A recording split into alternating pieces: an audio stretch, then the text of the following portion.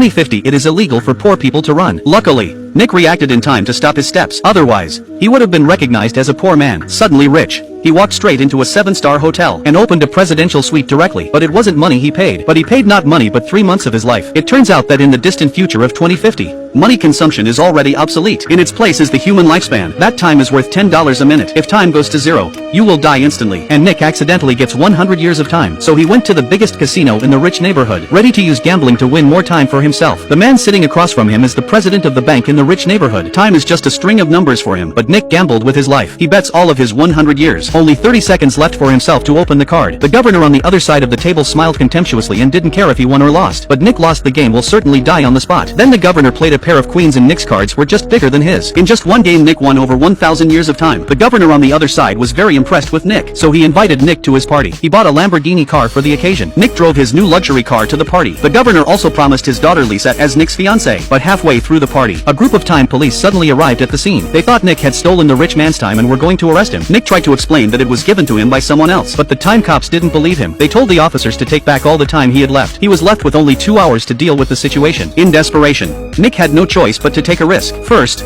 he took Lisa hostage. The time police chased after him. Nick lost the sheriff with a handsome drift. They could only watch Nick flee the place. Nick and Lisa drove all the way to the poor district. Unexpectedly, they were ambushed by the time bandits. Lisa's time had been stolen. Now the two of them have little time left. Nick was forced to threaten the governor. He asked him to use 1,000 years of time to redeem his daughter. But by now, the boss was already under the control of the time police, seeing that the boss is not willing to help himself. So Nick prepared to take Lisa to start the next move.